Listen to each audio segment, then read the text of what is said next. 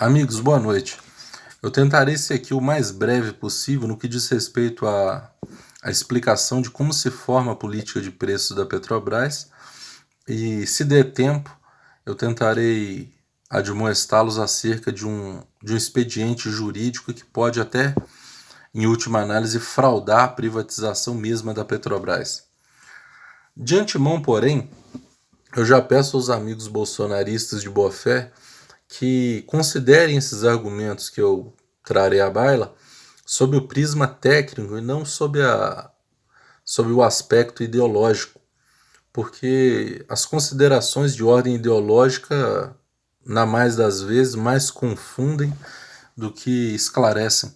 De modo que eu lhes peço para que não confundamos aqui alhos com bugalhos. Peço a vocês, amigos bolsonaristas de boa fé, que considerem os argumentos de cunho técnico e os encarem, se for o caso. E no que diz respeito aos bolsonaristas de má fé, não tenho nada a dizer, porque contra a má fé não há argumento possível e imaginável, de maneira que a tais atribuo uma causa perdida. Pois bem, a política de preços da Petrobras ela é dividida em duas grandes premissas. A primeira dela é a internacionalização e a dolarização dos preços, e a segunda é a política cambial. A primeira se resume à seguinte questão, ao seguinte fato. O Conselho de Administração da Petrobras, em vez de nacionalizar os custos, isto é, levar em consideração o custo de extração do barril de petróleo, que gira em torno de 20 a 30 dólares por barril, e acrescer esse valor, um lucro, um markup razoável, 10, 20, 30 dólares acima desses 20, 30, para que a empresa se remunere a contento, isto é, levando em consideração aspectos como a dívida consolidada da empresa, os empréstimos que eventualmente ela contraiu para levar a efeito determinados empreendimentos, extrações específicas, ela não faz. A política hoje adotada é a seguinte: o Conselho de Administração olha para Roterdã, que é o mercado especulativo, e verifica qual o preço internacional que será estipulado em Roterdã. Se é 110, 120, 130 dólares, por exemplo, no nosso exemplo aqui. Se eles decretarem lá em Roterdã, segundo a volatilidade do mercado, 130 dólares, em vez de a gente usar como base de cálculo para as demais incidências, não incidências tributárias, que essas também já foram objeto de grande confusão, vamos trabalhar só com a base de cálculo do preço por hora. Esses 30 dólares são absolutamente rejeitados e eles adotam 130 dólares que Roterdã decretou. De maneira que, em vez de o brasileiro usar como base de cálculo os 30 do custo efetivo da extração, mais o lucro razoável, 20, 30 dólares, que ficaria em torno de 50 a 60 dólares,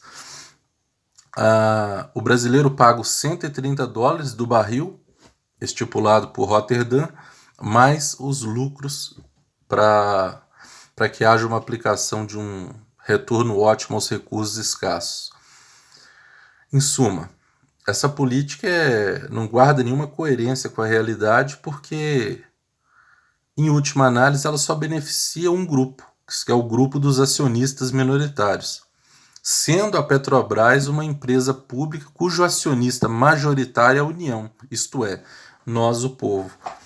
Então, no Conselho de Administração, quem dá as ordens, de fato, não é a Presidência da República, não é o Ministério da Economia. Quem dita quais são os interesses que serão privilegiados e, portanto, levados a efeito, implementados, é o grupo dos acionistas minoritários. Isso não é absolutamente incoerente, tanto do ponto de vista jurídico, quanto do ponto de vista, sob o prisma político, social e econômico.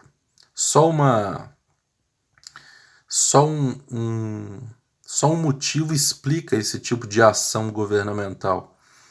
Privilegiar uma minoria em detrimento do conjunto da sociedade brasileira.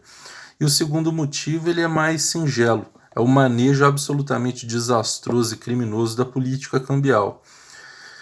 Estando o câmbio apreciado, hoje a Petrobras opera de 30% a 40% das refinarias paralisadas, de sorte que ela tem que importar muitos derivados do petróleo para fazer frente à sua própria cadeia de produção. Como o câmbio está extremamente apreciado, a própria importação já torna o produto caro, de maneira que também esse é um ingrediente que ajuda a crescer o preço final dos derivados de petróleo, e mais precisamente a gasolina. E o último aspecto ao qual queria me reportar aqui, dado que é muito relevante, é fazer menção ao julgamento do Supremo Tribunal Federal em 2019, na medida cautelar na ação direta de inconstitucionalidade número 5624, salvo engano, na qual restou estabelecido o seguinte: a empresa matriz, seja a Petrobras ou qualquer outra, para que ela seja privatizada, ela tem que passar pelo crivo do Congresso Nacional. O controle acionário das suas subsidiárias, no entanto, não precisam passar pelo crivo do Congresso Nacional. Em outras palavras, aí está a fraude, a burla de etiquetas.